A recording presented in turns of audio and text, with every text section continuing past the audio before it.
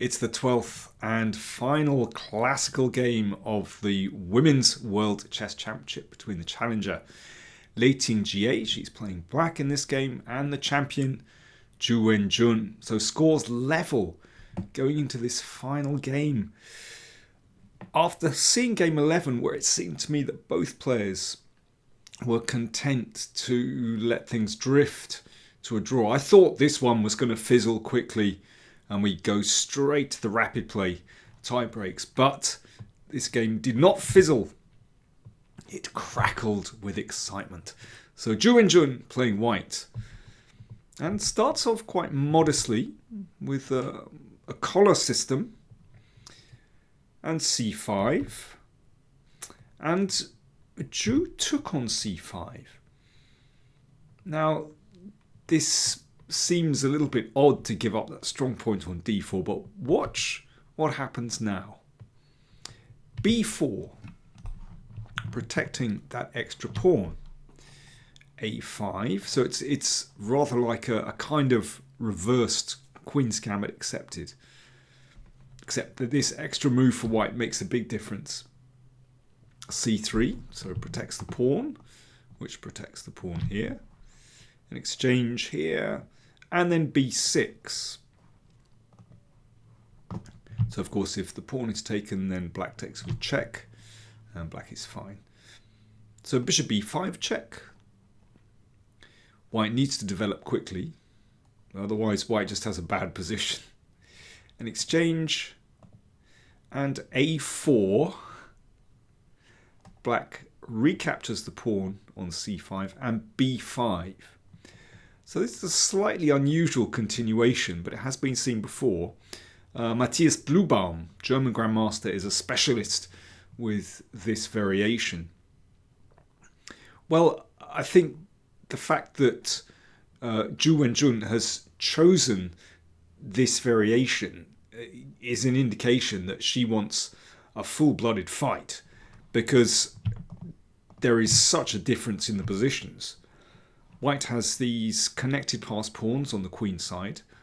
Black has nice central control with those two pawns. I mean, it's such a double-edged position. If one of these pawns disappears, then black will just have a winning position. If black can march through the middle, then that could also be devastating. It's such a strange position. But as I said, a real indication that Wenjun wants a fight in this final game.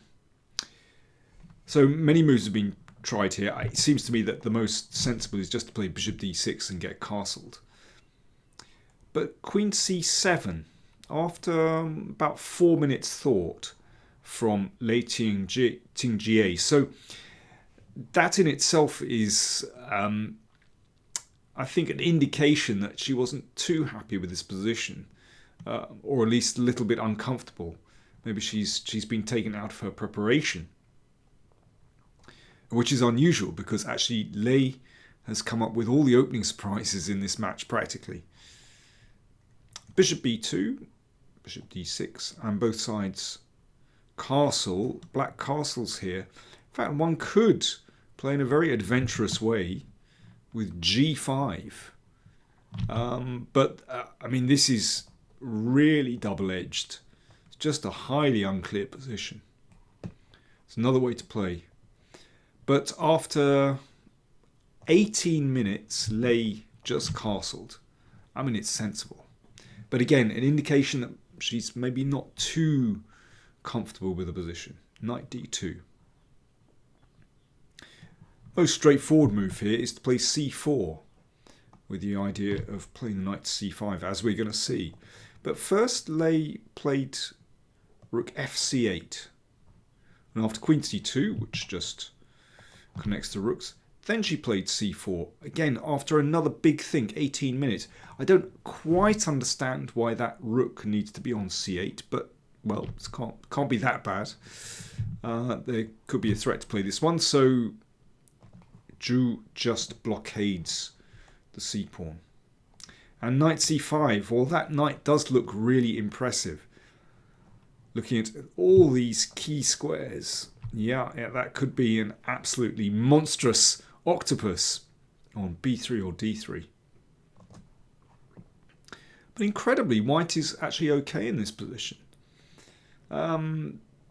There's been an email correspondence game that went rook fb1 in this position. But after a little think, Zhu just pushed on with the a-pawn. Wow, I mean, this is really scary. They can be blockaded if they push again. But still, I mean, this is such a strange position. That, I mean, I honestly would have no idea which side I would prefer to play. Every time I look at white, I think, yeah, the pawns are nice, but wow, I love that pawn chain here. This looks so strong. Particularly, you know, with the backup of these pieces, it gives black such central control. But yeah, when I flip it around, I look at those two passed pawns and think, oh, that looks really scary.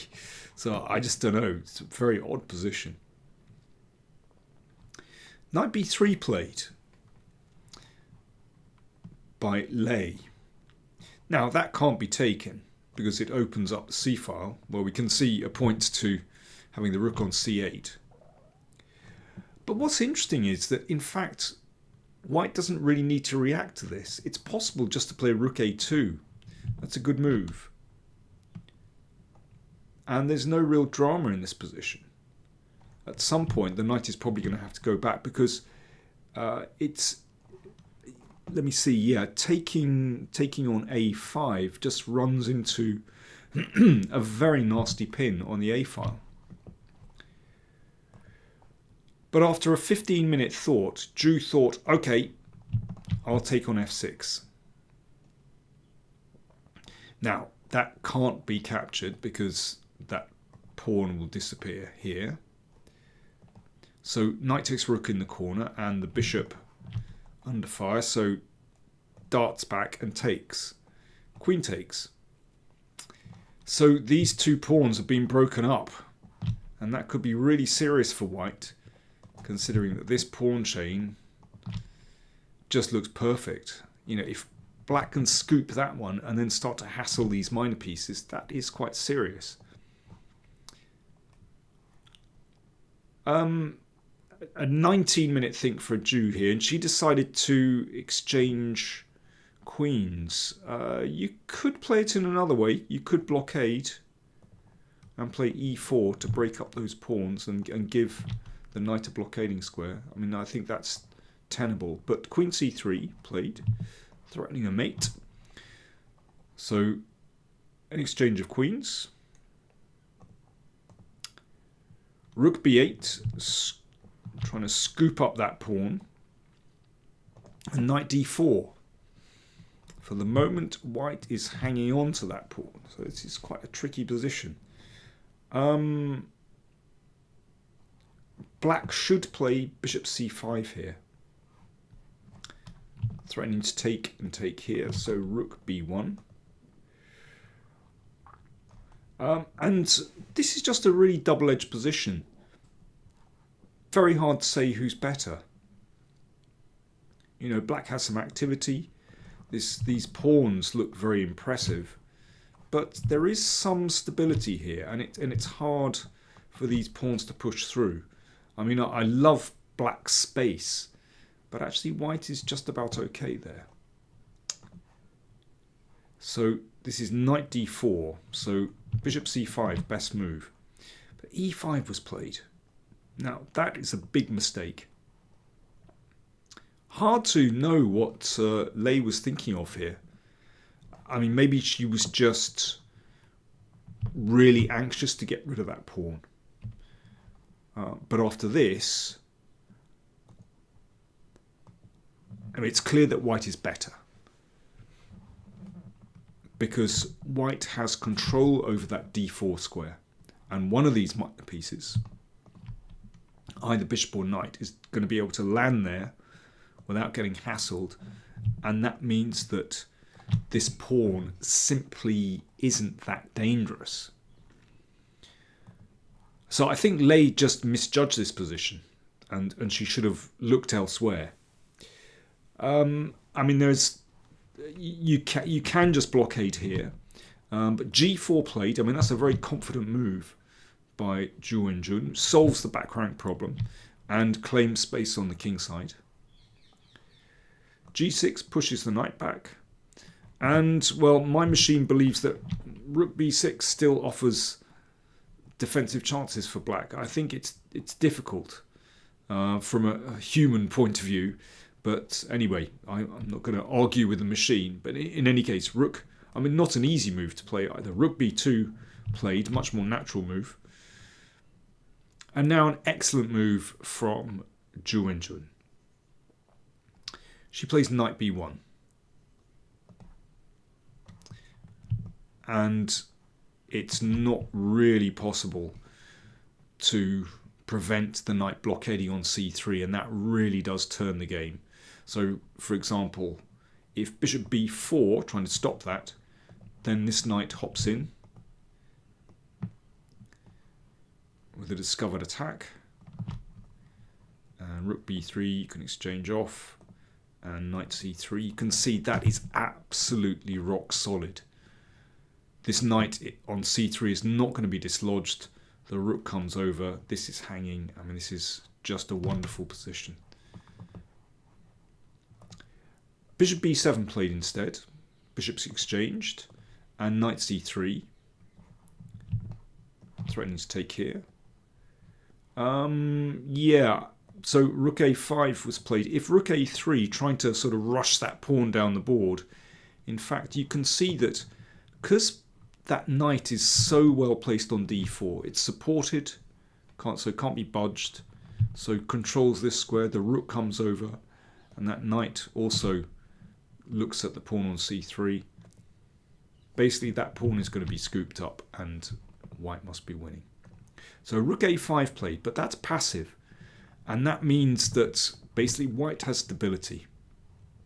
Rook d1. So it's now possible to turn towards the attack and turn towards attacking this one. Rook b6. Knight e2. So the knight flips back and this is under fire. Rook b3. Now here's an interesting moment in the game. So time for me to have a quick slurp tea. Time for you to have a think. What would you play with a white in this position? White to play.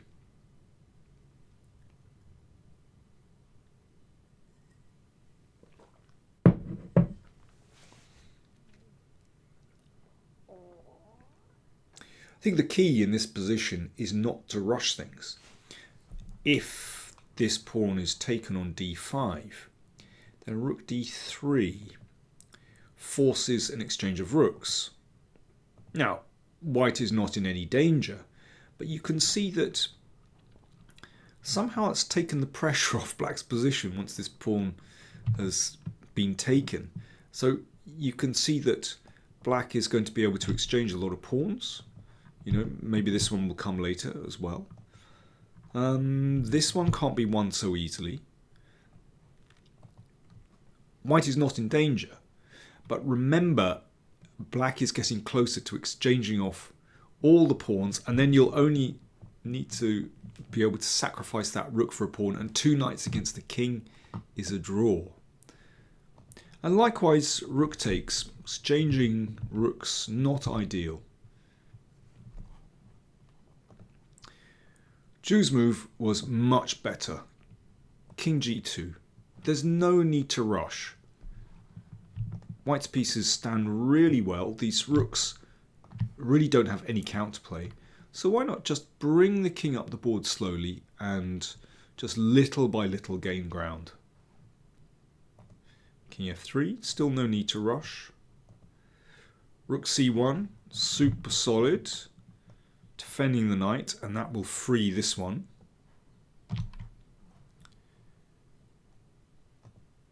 And remember that, you know, if black makes moves like g5, well, this weakens this square. So this knight is going to find a route in, and it doesn't look good. Really doesn't look good. So king f7, knight f4. Well, that pawn was dropping, so Lei decides to just give it up. And now she's desperate to exchange pawns. Understandable. But actually, white is so solid that it's not a real issue. I think the important thing is, as I mentioned before, don't rush the position. Make sure everything is protected. And then everything's okay, basically. There we go. I like that. Very calm. Just protect the second rank before you push forward. And these last few moves must have been quite nerve-wracking to play. White is winning. There's no doubt about it.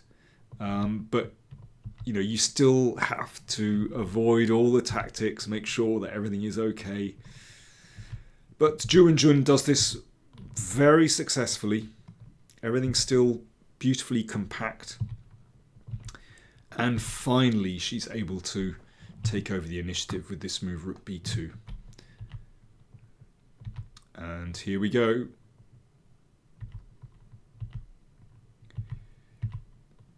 Rook comes back and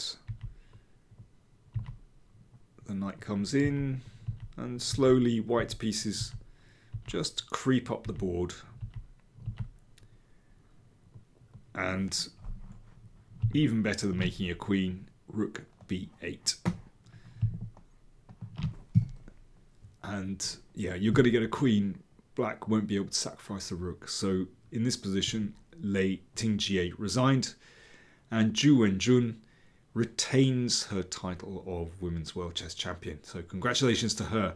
It seemed to me that although Lei Tingjie had the advantage after the first 6 games, she was a point up, and she somehow had momentum. She was getting good positions. Her opening preparation was excellent. In the second half, Wenjun found her feet, and Lei looked a little bit tired, actually. I think particularly in the last 2 games, where, I felt in the 11th game, the penultimate game, it was on principle a big mistake to play, for example, this. And this exchange of bishop for knight really is very mild. It seemed like she was drifting towards a draw, and I think just her whole mindset was wrong. And I think Wenjun exploited that brilliantly by going for this really sharp variation in this final game. She was still ready for a fight, and I think she showed how experienced she is. Held her nerve all the way through. Even, in that first half, she defended some really tough positions. But I think a really worthy champion at the end of it. And this is the 4th time she has actually won the Women's World Championship title. Right, there we go. I hope you enjoyed the coverage. If you're not a subscriber, click that subscribe button. And if you want to support the channel, if you like what I do here, then do check out patreon.com/PowerPlayChess. You'll find the link down there. Do support the channel. We would be really grateful. And check out the rewards as well. And thank you very much to Robert Riss for filling in for me when I was away last week. And more coming on the channel very soon. Thanks for watching.